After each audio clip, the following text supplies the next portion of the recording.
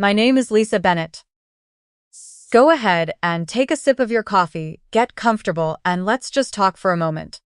I want to ask you a question before we even get into the receipts, the timelines, or the legal notices. Have you ever been the responsible one in your family? The child who never missed a deadline, who kept a flawless credit score, who built a stable career, and who always answered the phone when a crisis hit? If that's you, I want you to close your eyes for a second and think about this. When your family looks at you, do they actually see a person they love? Or do they see a safety net? Do they view your presence at the family table as an act of genuine connection? Or have they quietly treated your relationship with them as a premium subscription service that you are expected to keep paying for just to maintain your seat? I ask you this because, for a very long time, I didn't know the difference. I thought that absorbing other people's chaos was the definition of loyalty. I thought that keeping my mouth shut while carrying everyone else's dead weight was what made me a good daughter and a good sister. But a single text message on a random, perfectly normal Wednesday morning changed everything. It completely shattered the illusion I had spent my entire adult life protecting. It was exactly 7:36 a.m. on a Wednesday when my phone buzzed against my nightstand. I hadn't even finished brewing my first cup of coffee. I picked it up, expecting a work email, but instead, it was a text from my younger brother, Jason. The text was blunt, cold, and entirely devoid of basic human courtesy. It read verbatim, "I need a new car, you'll co-sign." No greeting. No "good morning, Lisa." No explanation of why his current vehicle wasn't working, and not even the basic decency of a question mark.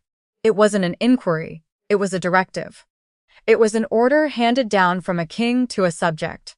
I sat there on the edge of my bed, looking at those 6 words, feeling that familiar, heavy tightening in my chest.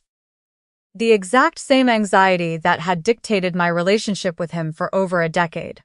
But that morning, something inside me just snapped. Maybe it was the sheer exhaustion of a long work week. Or maybe it was just the realization of how deeply disrespectful it was to demand my financial livelihood before I'd even opened my eyes. I didn't overthink it. I didn't type out a long, defensive explanation. I just typed 2 words and hit send. Dream on. I thought that would be the end of it for at least a few hours. I thought he would stew, maybe call me a few names, and go find another target. But I had severely underestimated the infrastructure of enablement that ruled our family. Exactly 10 minutes later, at 7:46 a.m., my phone lit up again. This time it was my mother, Linda. And unlike Jason's lowercase directive, her message arrived in all capital letters. Screaming off the screen. "Refuse and you're cut off from family essence." Look at the timing of that. Just 10 minutes. That wasn't a mother reacting out of sudden emotional distress because her son was stranded. That 10-minute gap was the exact amount of time it took for Jason to realize his initial manipulation had failed, call our mother, play the victim, and have her weaponize the ultimate family threat against me. Excommunication. The emotional death penalty. To understand why this hit me so hard, you need to know what I do for a living. I am 34 years old and I work as a senior investigator for suspicious marine insurance claims in Baltimore, Maryland. Day in and day out, my entire job revolves around looking at structural failures, analyzing stress patterns on sunken vessels, exposing staged boat accidents, and untangling highly inflated repair bills. I spend my life dealing with people who honestly believe that their wealth, their local status, or their family connections can shield them from the natural consequences of their fraudulent choices. I am trained to look past tears, past anger, and past loud deflections to find the cold, hard data hidden in neat columns of bank statements and maintenance logs. Yet, for a decade, I had completely ignored the exact same structural decay inside my own home.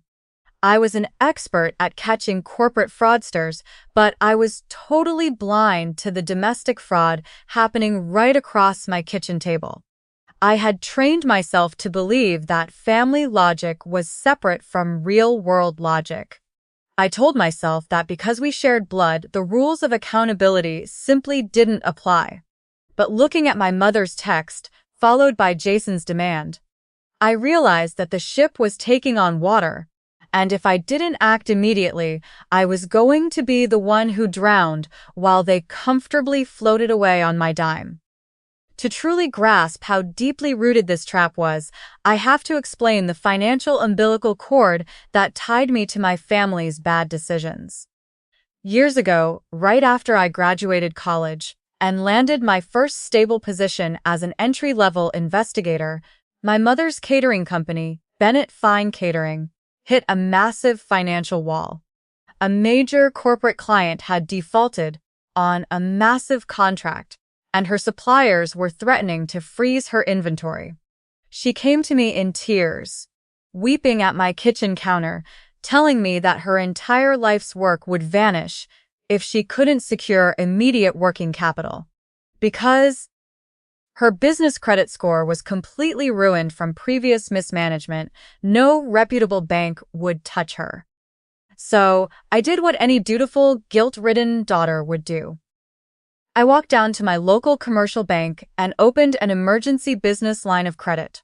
Because I had spent years carefully cultivating a flawless credit history, the bank approved a $40,000 credit line with a highly favorable interest rate. I explicitly structured the account with myself as the sole legal guarantor. My mother and, eventually, Jason were added strictly as authorized users. The explicit verbal and written contract between us was absolute. This account was reserved solely for legitimate, short-term operational expenses for the catering business, bulk food orders, staff payroll during high-season events, and equipment maintenance. Every single personal charge had to be disclosed immediately, and the balance had to be cleared down to zero at the end of every fiscal quarter. For the first year or two, the system worked exactly as intended. My mother ran her events, used the line to float her upfront costs, and paid it off like clockwork. I stopped checking the statements closely. I trusted her. I thought my financial stability had saved my family, and that gave me a quiet sense of pride. But what I didn't realize was that my patience and my trust were slowly being recalculated by my family as permanent permission to exploit me. Over time, the catering business started slowing down, but the spending on the account didn't. Instead of alerting me to their declining revenue, my mother quietly shifted the billing statements to an old business email address that she exclusively controlled. I was left completely in the dark, entirely unaware that the account was gradually mutating from a temporary corporate safety net into an unmonitored personal piggy bank for my brother's reckless lifestyle. When you become the permanent financial cushion for your family, they stop viewing your money as a sacrifice. They start viewing it as an entitlement. Every time you bail them out, you aren't actually helping them solve a problem. You are simply purchasing a brief period of artificial peace. You are paying a premium tax just to avoid their anger, to avoid the guilt trips at Thanksgiving, and to avoid the silent treatment at Sunday dinners. I sat in my car in the parking lot of my office that Wednesday morning, looking at the banking app on my phone, watching the spinning loading icon, and realizing, with terrifying clarity, that my entire credit history, the foundation of my home ownership, my career security, and my future, was completely exposed to two people who viewed my boundaries as an insulting declaration of war. Sitting there in the silence of my car, staring at my dashboard, two distinct memories flashed through my mind like warning flares over a dark ocean. I couldn't shake them. The first memory was a rainy Tuesday night 18 months ago. Jason had totaled his first financed sedan by arrogantly driving through a clearly marked, deeply flooded underpass.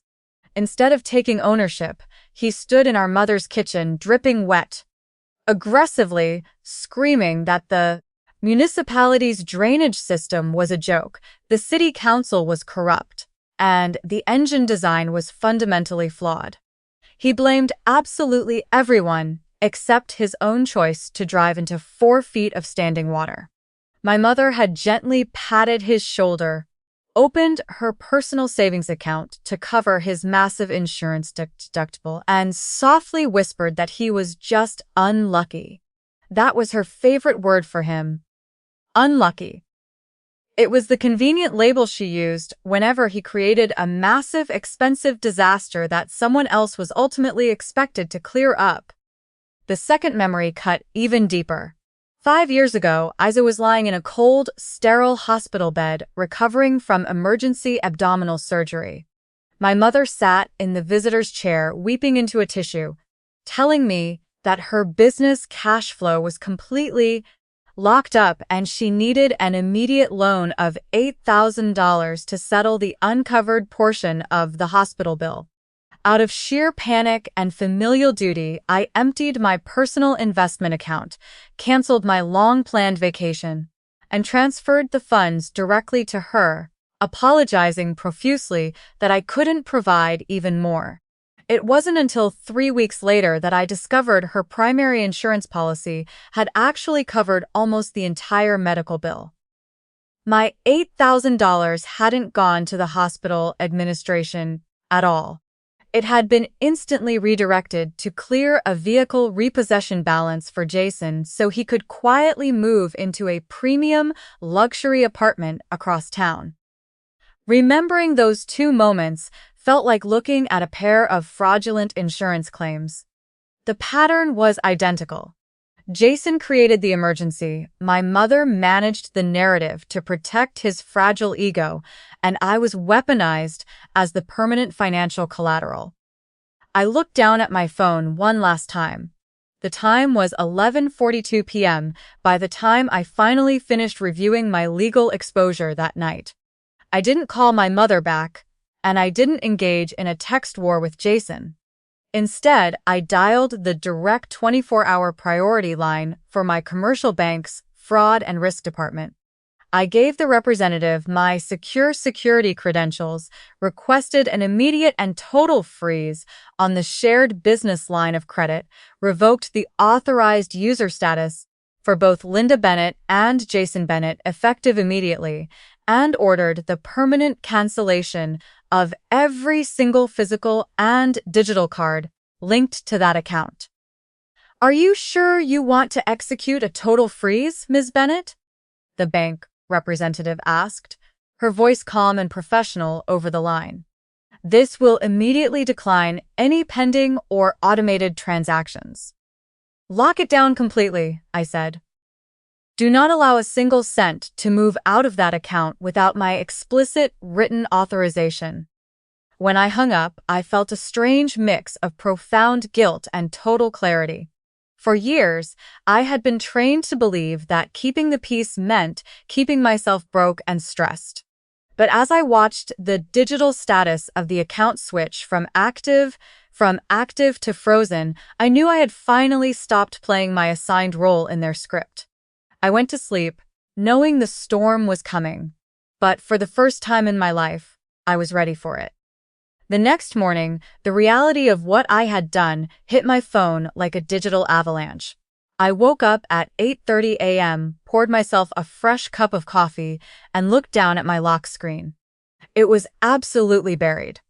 My phone was displaying exactly 63 missed calls, 27 unread text messages, and a flurry of high-priority alerts from my commercial banking app.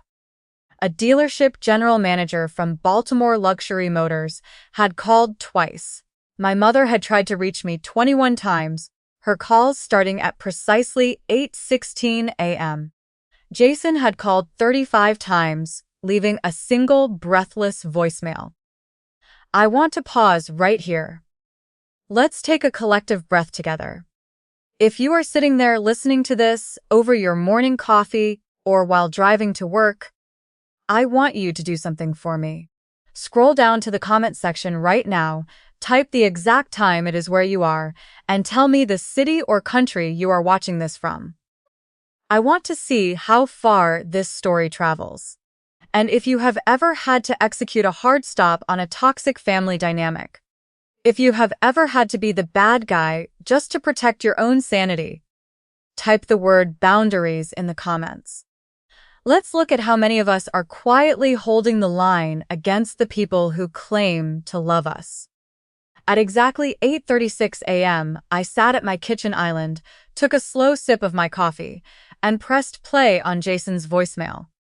His voice didn't possess its usual arrogant posture. He sounded completely frantic, his breathing shallow, cutting through the speaker with a raw, vicious undercurrent of panic. "Call the bank and undo this right now, Lisa," he snapped, his voice cracking slightly under the pressure. "You just completely embarrassed me in front of the entire finance department at the dealership. Mom's automated catering supplier payments are completely frozen, too. You are actively destroying 2 family livelihoods right now just because you woke up this morning feeling powerful. Fix this before it's too late!" In the background of his recording, I could faintly hear the muffled, professional voice of a dealership employee asking him if he had an alternative corporate account or a secondary credit card to run. Jason let out a muffled curse before the line went dead. 10 minutes later, I logged directly into my secure banking portal to examine the system logs. The data didn't lie. At exactly 8:15 a.m., a transaction request had hit the emergency line of credit. Jason had attempted to charge a massive $11,800 down payment on a brand new, top-tier black pickup truck to our shared account. He had spent the entire previous afternoon negotiating the vehicle upgrades, signing the preliminary purchase agreements, and explicitly representing my commercial account as his own available liquidity. He had intentionally kept me completely in the dark until the final signature was required. That was Jason's signature strategy. He never, ever asked for permission before manufacturing a crisis. He would deliberately engineer a high-stakes emergency, first push it to the absolute brink of public disaster, and then hand it off to whoever was most likely to pay the bill just to prevent a public scene. He assumed that once he was standing on the dealership floor, with the keys in his hand, the sheer weight of family obligation and public embarrassment would force me to sign the line and bail him out. But for the first time in his life, his calculations were completely wrong. Instead of calling him back or responding to my mother's texts, I dialed the direct number for our bank's corporate fraud division. The investigator verified that within the past 24 hours, 3 massive transactions had attempted to clear the account. There was the $11,800 dealership deposit, a secondary $2,600 payment to a private debt consolidation agency, and an unfamiliar $1,950 transfer to an unverified private account. All 3 had hit a concrete wall the second my midnight freeze took effect. "Mrs. Bennett," the fraud analyst noted quietly, "we strongly advise you to pull and review the last 18 months of historical statements. There is an uncharacteristic volume of merchant category deviations on this account." When I downloaded the files and opened them on my screen, the true scope of the betrayal was laid bare in neat, clinical columns. Jason hadn't just used the line for an emergency. He had been living off it. High-end restaurants, premium fuel, large cash advances, personal credit card liquidations, and hundreds of small, disguised transactions routed through third-party payment apps that led straight to online sports betting platforms. My mother had been managing the account email, receiving the statements, and quietly making payments that were just large enough to keep the account from sliding into active default. The total balance had quietly ballooned to over $34,000. She had intentionally shielded him, alerting me only when the spending power finally stopped. At 8:41 a.m., her name flashed across my screen again. I picked it up, keeping my voice completely level. "Lisa, thank God!" she gasped, her voice trembling with artificial relief. "There's been a horrible misunderstanding at the bank. You need to call them and release the operational funds immediately." "No, Mom," I said, looking directly at the rows of sports betting transactions on my monitor. "There hasn't been a misunderstanding. There has been $34,000 of complete understanding that you intentionally hid from me." After my brief conversation with my mother, the phone line went entirely silent for a few hours. I thought that maybe, just maybe, the weight of the bank statements had forced them to retreat and realize they were caught. But, as an investigator, I should have known better. When a manipulator realizes their financial pipeline is gone, they don't reflect on their actions. They pivot to retaliation. If they can no longer control your assets, they will immediately try to destroy the mechanisms that allow you to create those assets. At exactly 1:20 p.m. that afternoon, my desk phone rang. It was Renee Walsh, my direct supervisor. Her voice lacked its usual warm, collaborative tone. "Lisa, I need you to step into my office immediately," she said, her tone flat and unreadable. "Bring your current laptop and your active case logs with you." When I walked into her office, she closed the door behind me and pointed to a printed document resting on her desk. Someone had submitted a highly formal, incredibly malicious corporate ethics complaint to our firm's regional oversight board. The complaint explicitly accused me of abusing my position as a senior insurance investigator, using confidential financial databases to conduct personal vendettas, and actively intimidating financially vulnerable individuals outside of work hours. I picked up the paper, my hands perfectly steady, though my stomach dropped into a cold knot as I scanned the paragraphs. The writer claimed to be a former commercial client who wished to remain anonymous out of fear of professional ruin. But they had made one fatal error. The complaint didn't list a single claim file number, a verifiable hull identification number, or a real vessel name. Instead, the document used highly specific, sophisticated industry jargon that had been lifted directly, sentence for sentence, from my public corporate biography on our company's website. Jason hadn't just thrown a temper tantrum at a car dealership. He had gone home, sat at his computer, opened my company's staff directory, and deliberately engineered a weapon designed to dismantle my career.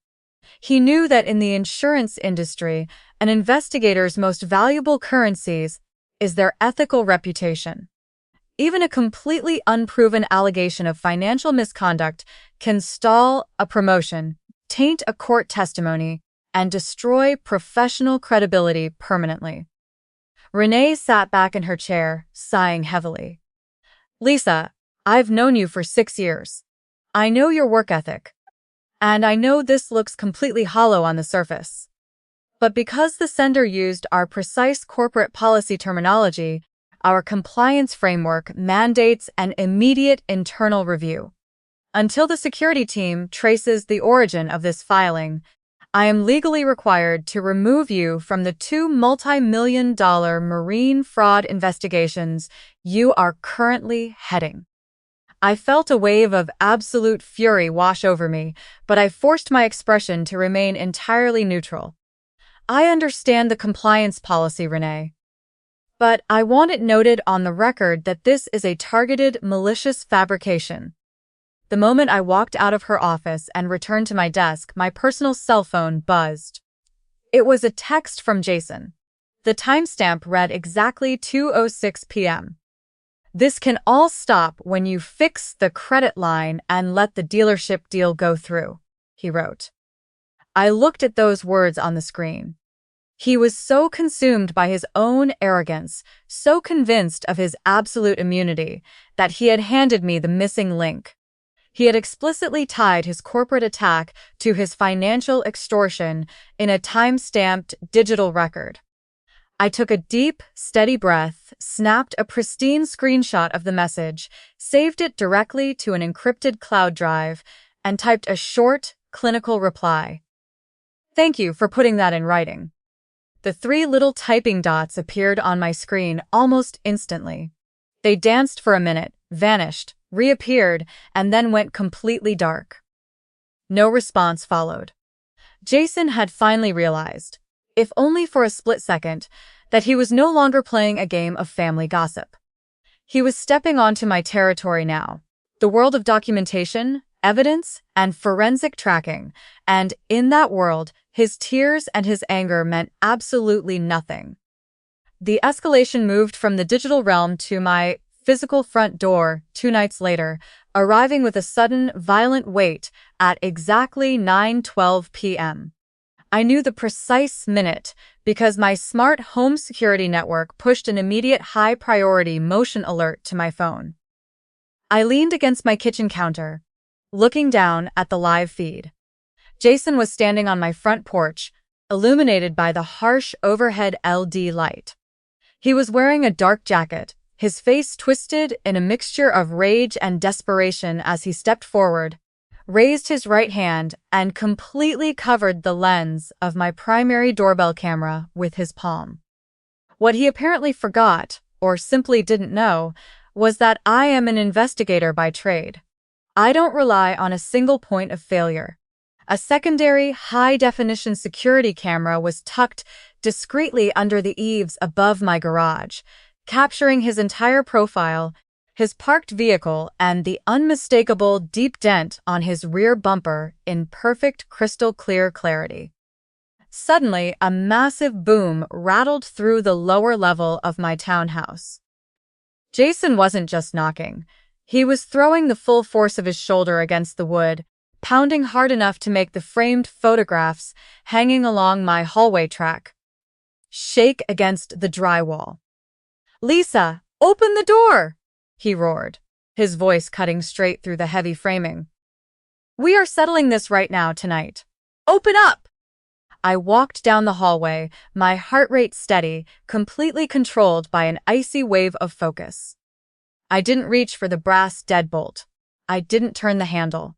I stood exactly 2 inches away from the solid wood core and answered him through the closed panel. "Leave the property immediately, Jason," I said, my voice completely flat. "You are trespassing." "I'm not a stranger," he screamed back, striking the center of the door again with a clenched fist. "I'm your brother." "Then start behaving like one," I replied. "Mom just lost a major corporate catering contract because her vendor card was declined on the spot," he shouted, his voice cracking with panicked anger. "And I'm about to lose my position at Chesapeake Supply because I don't have reliable transportation to reach my regional accounts. You're standing in there pretending this is just another one of your clinical fraud investigations, Lisa? It's your family." It became an official investigation the exact second you unauthorizedly used my personal credit line to fund your lifestyle, and it escalated when you submitted a malicious, fraudulent ethics complaint to my employer to try and break my career, I said clearly. The pounding stopped instantly. A heavy, suffocating silence fell over the porch for 3 long seconds. "I don't have any idea what you're talking about," he muttered, his tone suddenly shifting into a defensive, hollow deflection. "You're being completely paranoid." "Am I?" I asked, looking directly at the secondary camera feed on my phone. "Because you used the exact phrase, financially vulnerable people, in your text message to Mom yesterday morning, and that identical phrase appeared in the formal complaint submitted to my supervisor, is right after someone visited my public company profile from an external network. If it wasn't you, then you won't mind explaining the digital IP footprint to my corporate attorney on Monday morning." For a split second, I thought the threat of real legal exposure would force him to retreat. But when a cornered manipulator realizes their lies no longer work, their last resort is raw, physical destruction. Jason turned around and kicked my ceramic flower pot with full force, shattering it into a dozen jagged pieces against the iron porch railing. Then he reached up, tore my metal house number plaque completely off the siding, and threw it violently onto the concrete walkway. "Open this door," he screamed, slamming his entire weight against the lower panel. "You don't get to destroy my future and hide behind a group of lawyers." I didn't yell back. I quietly opened my phone's keypad, dialed emergency services, and put the call on speakerphone. "I am speaking to the emergency dispatcher. Right now, Jason?" I warned him through the wood. "The police are being routed to this address." "Call them!" he shrieked, his face pressing close to the door panel. "Go ahead. I'll tell them exactly how you stole thousands of dollars of family money from Mom's business account." That single sentence clarified absolutely everything for me. It was the ultimate psychological key to his entire life. Jason truly believed that absolute confidence could completely replace physical evidence, because within our family structure, it always had. He believed that if he screamed loud enough, if he played the victim with enough conviction, reality would bend to his will. But bank records could not be silenced by tears, and police logs were not family dinners. Within 4 minutes, the distinct red and blue lights of 2 police cruisers reflected through my living room windows. The shift in Jason was instantaneous and deeply unsettling. The exact moment the officers stepped out of their vehicles, his shoulders completely relaxed. His voice dropped into a soft, polite register, and he raised his hands gently, as if he had been standing there, waiting calmly for assistance the entire night. He smoothly told the responding officers that we were just having a minor emotional family disagreement, and that his sister had become highly irrational inside. I quietly opened the front door, kept the security chain engaged, and handed the lead officer my tablet. On the screen was the live, high-definition recording from my garage camera showing Jason covering the doorbell lens, shattering my property, screaming threats, and repeatedly throwing his shoulder against my door structure.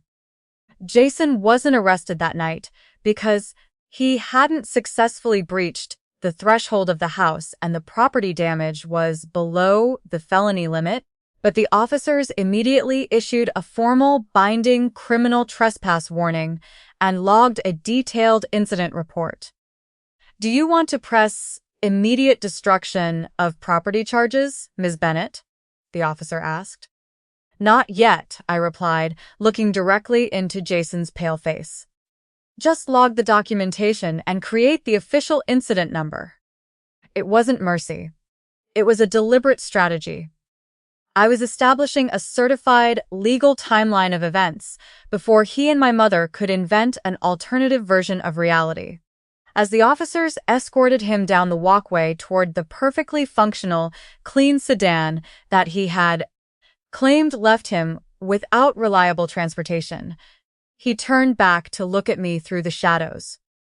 "You're going to deeply regret making a private family matter public, Lisa," he spat. I looked at him, my voice completely steady over the shattered pieces of ceramic on my porch. "You made it public the exact second you dragged my employer into your finances." The morning after the police left my property, the illusion of my mother's innocence evaporated entirely.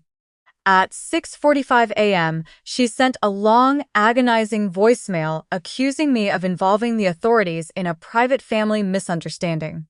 She claimed that Jason had been completely humiliated, pushed beyond his rational limits by my coldness, and that his actions were just the result of a broken heart.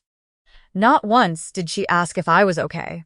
Not once did she ask if I had been frightened inside my own dark home while my door was being pounded off its hinges. Her concern, as it always had for 34 years, flowed entirely toward the person causing the damage, never toward the person expected to absorb the impact. That was the moment I realized I couldn't just look at the recent bank statements anymore. If Jason was willing to threaten my home, my safety, and my corporate license over a single frozen account, there had to be something massive hidden deeper in the records. I needed someone who dealt in absolute numbers, someone who didn't care about family guilt. I called Amy Mercer. Amy isn't the kind of friend who pats your back and tells you that everything is going to be fine. She is a veteran forensic accountant who has spent 12 years tracking down assets that wealthy, corrupt people insist do not exist. She arrived at my townhouse at 10:00 a.m. on Saturday with a high-powered laptop, 3 monitors, and a secure digital ledger. "How far back can we actually go, Lisa?" she asked, plugging her encrypted drive into my network. "Take us back 5 years," I told her, handing over the exported CSV files and data dumps from the old business email account. "Match every single dollar against our mother's catering invoices, her tax filings, and the external family accounts." We spent the next 8 hours sitting in my dining room, surrounded by the smell of stale coffee and printing paper, matching line items. By noon, Amy had identified 3 distinct, systematic patterns of financial deception that shook me to my absolute core. The first pattern belonged exclusively to Jason. For almost 4 consecutive years, he had treated the business credit line as his personal unmonitored slush fund. Whenever his betting debts or credit card balances reached a dangerous threshold, our mother would use the raw cash revenue from her catering events to pay down the minimum balance on my line, keeping the account just active enough so I wouldn't receive an automated default notification from the bank. But the second pattern was where the emotional floor fell out from beneath me. When the catering company's revenue began drying up 2 years ago, my mother didn't stop paying Jason's debts. Instead, she opened a secondary bank account titled the Bennett Family Heritage Committee. The Heritage Committee was something our entire extended family loved. It was a communal pool of money that elderly aunts, distant cousins, and working-class uncles contributed to every single year.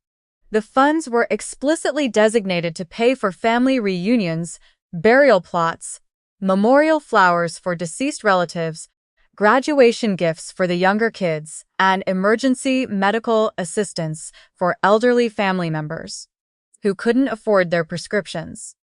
Everyone trusted my mother explicitly to manage it because she was the generous, self-sacrificing caterer of the family.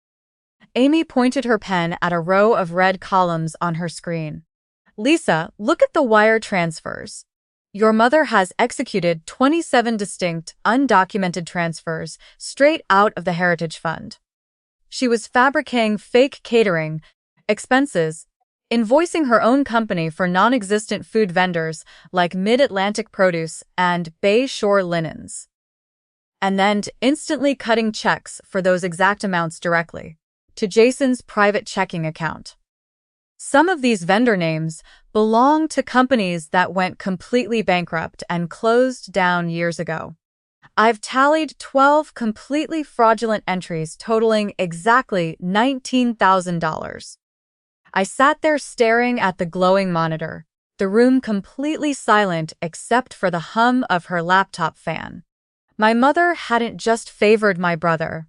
She had built a highly coordinated, illegal financial system designed to insulate him from reality, using the hard-earned savings of retired family members and my clean credit score as permanent collateral. Amy zoomed in on the final piece of the digital puzzle, clicking open a secure folder containing hidden cash flows. "It gets worse, Lisa. she said softly, sliding her laptop closer to me. Look at the $1,950 transfer that was attempted right before you executed the freeze at midnight. The destination wasn't an online casino or a debt collector. It was a corporate account belonging to a newly formed entity called Harbor Family Events, LLC. I leaned in, my investigator eyes instantly scanning the filing details. The LLC had been registered exactly 8 months ago under our mother's residential home address. It had no digital footprint, no active website, no customer reviews, and no verifiable commercial phone number. Yet, thousands of dollars from the Heritage Committee Fund and my shared line of credit had been quietly cycling through its ledger for months. Then, Amy pulled up a specific transaction memo attached to an internal transfer. It read verbatim, JB Vehicle Program. The absolute weight of what I was looking at hit me like a physical blow.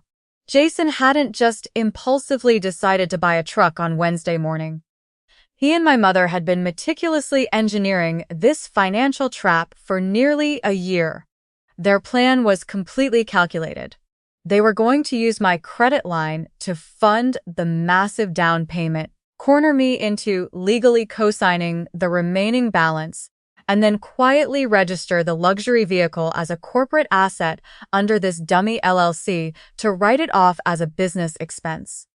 And if Jason inevitably defaulted on the auto loan, which his entire financial history proved he would, the entire $50,000 debt would automatically fall squarely on my shoulders as the sole guarantor. The 10-minute gap between Jason's initial demand text and my mother's threat of family excommunication wasn't a burst of maternal emotion. It was structured coordination. It was a corporate trap designed by my own family. Why on earth would they risk something this incredibly obvious, Amy? I whispered, my voice completely hollow. They had to know I'd eventually look at the statements. Because it worked before, Lisa, Amy replied, looking at me with deep empathy. People become incredibly careless when they mistake someone's long-term patience for permanent permission. They truly believed your guilt would always override your judgment. We didn't waste another second. Together, we constructed a comprehensive, unassailable forensic timeline, attaching copies of every single fraudulent vendor invoice, every illicit transfer from the Heritage Fund, and the corporate records of the Shadow LLC. I immediately encrypted the file and routed copies directly to my corporate attorney and the lead investigator handling my bank's fraud case. While digging through the old business email server to finalize the data export, I stumbled across one final document that felt like a knife to the chest. It was a saved draft email written by my mother, addressed to our entire extended family, dated 2 days before Jason even sent me that initial text message. The email read, I am so incredibly proud to announce that Lisa has generously agreed to act as the legal guarantor for Jason's new commercial work vehicle. This is her beautiful way of contributing to our family's future after being so unavailable for our recent family responsibilities. The truck will help transport essential catering supplies for our upcoming community events. She had already publicly announced my compliance before she even had the decency to ask me. She was preemptively framing my forced financial submission as an act of penance for my career success. A few hours later, my desk phone rang. It was Renee, my supervisor. The corporate legal department had just received our forensic trace on the anonymous ethics complaint. The digital signature tracked directly back to an internal network router physically located inside the corporate offices of Chesapeake Marine Supply.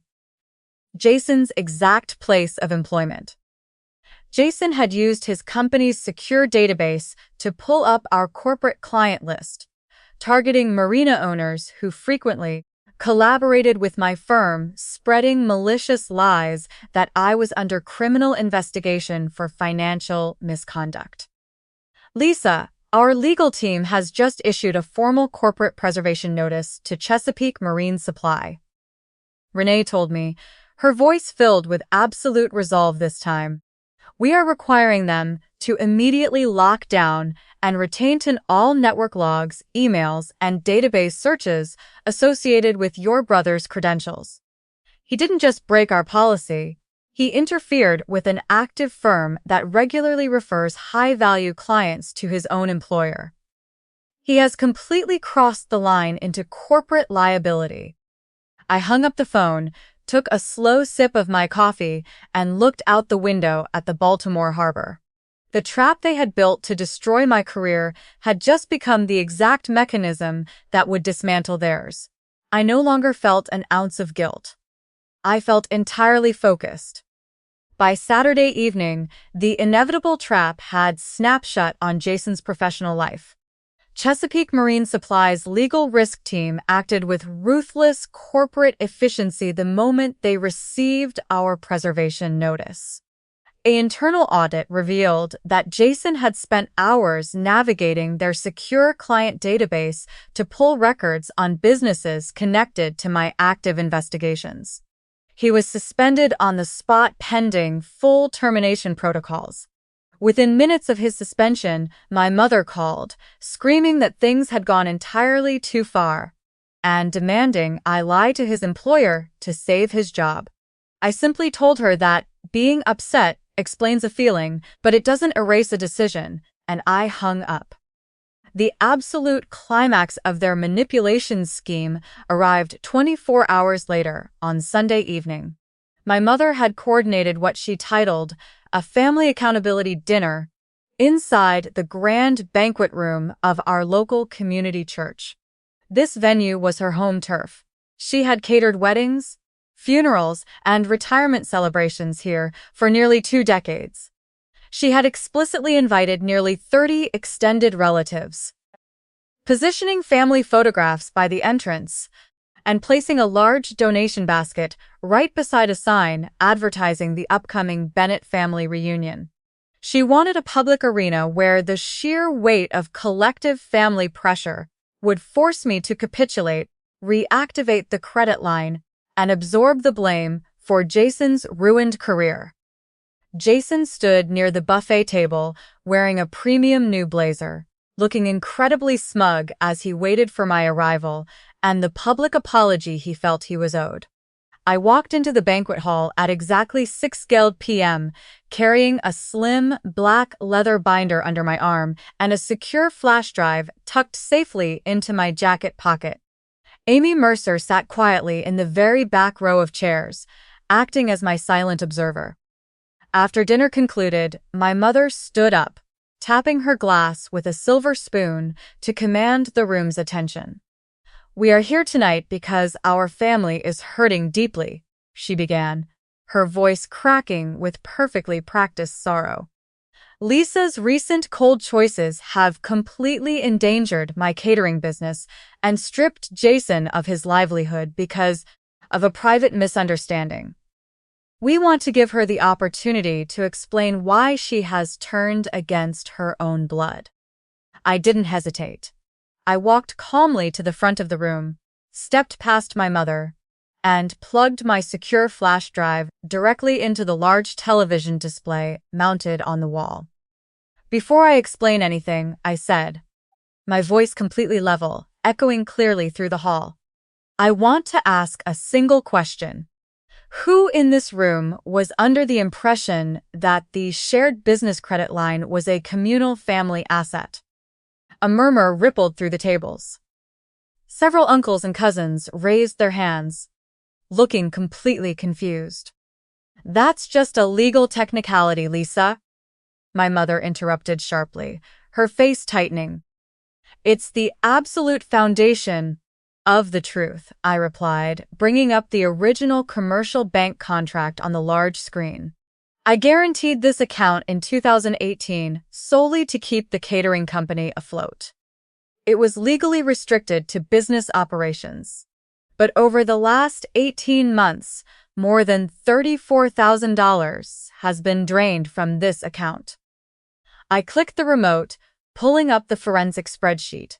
The room went entirely breathless as rows of data appeared, detailing hundreds of personal transactions. "This isn't business marketing, Mom," I said, pointing directly to the screen. "These are sports betting deposits, high-end restaurant tabs, and luxury retail purchases executed entirely by Jason. She's completely twisting normal personal spending to make it look criminal," Jason shouted, taking a step toward me, his face flushing crimson. "I haven't called it criminal, Jason," I said, locking eyes with him. "I called it unauthorized, and my mother approved it on an account she had no legal authority to manage." My mother took a step forward, her eyes flashing with desperation as she looked at the extended family. "I am his mother. I made payments on that account. I moved money where the family genuinely needed it to protect my son's dignity." "You didn't just use catering money, Mom," I said quietly, clicking to the next slide. "Let's look at where those payments actually originated from." The television screen shifted to show 27 direct, sequential wire transfers moving out of the Bennett family heritage committee account and directly into the dummy entity, Harbor Family Events, LLC, before being used to clear Jason's personal charges. The atmosphere in the church banquet room changed instantly, turning ice cold. The family could easily dismiss a sibling argument over a car. But the Heritage Fund belonged emotionally and financially to everyone sitting at those tables. It was their hard-earned money, their memorial contributions for deceased grandparents, and their savings for their children's graduation gifts. My great-aunt stood up, her hands trembling as she leaned against her table. "Linda, did you use our family's memorial fund to pay off Jason's gambling debts?" My mother completely froze, her face turning entirely pale as she looked around the room, finding absolutely nowhere to hide from the neat columns of data. Her reputation didn't collapse in a loud explosion. It completely dissolved, transaction by transaction, right in front of the community she had spent her life trying to control. Jason violently grabbed the remote from the presentation stand, clicking the power button to plunge the television screen into total darkness. "Enough!" he shrieked, his chest heaving as he stared around the room. "You just wanted to publicly embarrass us. Congratulations, Lisa. You got me fired from my job." "You got yourself fired, Jason," I said, placing my hands calmly on the edges of the speaker's podium. "You chose to navigate your employer's corporate database to target my commercial clients because you couldn't accept the word no. I canceled access to my personal credit. Your employer reviewed your corporate conduct. The police reviewed my security camera footage, and our family just reviewed the banking records. I did not manufacture a single one of these facts. I simply stopped paying to hide them." My mother sank slowly into a nearby velvet banquet chair, her posture completely collapsing as she realized she could no longer control which version of reality people believed. I stepped forward and placed a sealed white envelope directly on the table before her.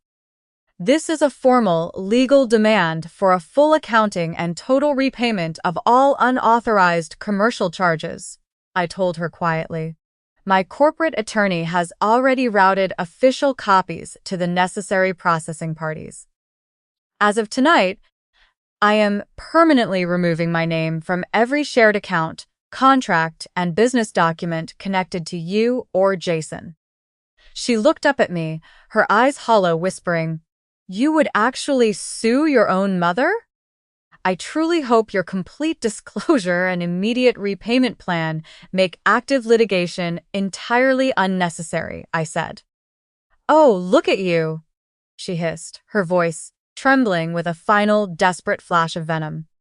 "You're choosing money over your own family." "No, Mom," I answered, looking her dead in the eyes. "I'm finally refusing to let my money be the baseline price of belonging." Behind me, my great-aunt stood up, walked to the front of the stage and silently reached into the donation basket, removing her $2,000 checks. Then my aunt stood, walked over, and did exactly the same.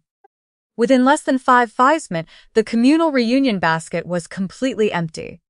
Relatives immediately turned to my uncle, asking him to assume the role of temporary treasurer for the Heritage Fund. The church's on-duty administrator walked into the room, tapping my mother on the shoulder to inform her that any future events booked at the venue would require full payment in cash, in advance. Jason stormed out of the banquet hall, slamming the heavy wooden exit doors behind him. Not a single relative followed him into the parking lot. Before I left the building, my mother looked up at me from her chair one last time and said, "You'll regret the day you did this, Lisa." I returned the original, signed credit line agreement to my leather binder, zipped it closed, and looked down at her.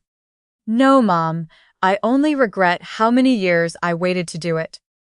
At exactly 8:15 a.m. the following Wednesday mornings, precisely 1 week after the initial luxury dealership transaction failed, the commercial bank permanently deactivated the shared line of credit. My personal credit score remained completely intact. Jason's luxury truck agreement was formally canceled by the dealership. My mother's commercial banking profiles entered, a mandatory fraud review, and the Heritage Committee froze all active withdrawals to protect the remaining assets. This time, when the clock struck 8:15 a.m., my phone was almost completely silent. The consequences didn't arrive as a massive, satisfying explosion. They arrived quietly through certified legal letters, canceled vendor contracts, declined credit applications, and private family conversations that my mother could no longer manipulate through empty appeals to family loyalty. Jason remained completely unemployed for 4 consecutive months. Chesapeake Marine Supply meticulously documented his malicious misuse of secure customer information, making it virtually impossible for him to secure another regional sales position in the maritime industry. The dealership legally retained a significant portion of his personal reservation fee because he had explicitly misrepresented his financing capability. He was forced to liquidate his expensive electronics, break his premium lease, and move his belongings back into our mother's house. The black pickup truck went to another buyer. The Heritage Committee appointed my uncle and 2 cousins as permanent administrators. Their forensic review uncovered more than $31,000 in undocumented, unapproved transfers stretching across 5 years. To avoid criminal prosecution from the extended family, my mother agreed to liquidate her commercial catering equipment and enter into a strict monthly restitution repayment plan. For the first time in her life, she had to explain her choices without me standing beside her to soften the impact of the truth. My employer completed its internal review and cleared me of all allegations within 2 weeks. Investigators verified that the anonymous complaint was completely fraudulent, originating from the network linked to Jason's old office. Renee fully restored my case file load, and one of the affected clients was so impressed by our firm's ethical rigor that they later referred a major commercial maritime fraud case to our team, which directly resulted in my promotion to oversee a small regional investigation unit. 5 months after the church dinner, Jason sent me a brief email. The subject line read, "No excuses." He explicitly admitted to filing the false complaint, contacting my clients, and assuming that my guilt would always force me to sign the loan. He wrote that he had taken an entry-level warehouse position and entered a structural debt management program. His final line read, "I thought being your brother meant you couldn't let me fall. I understand now that I kept jumping because I believed you always had to catch me."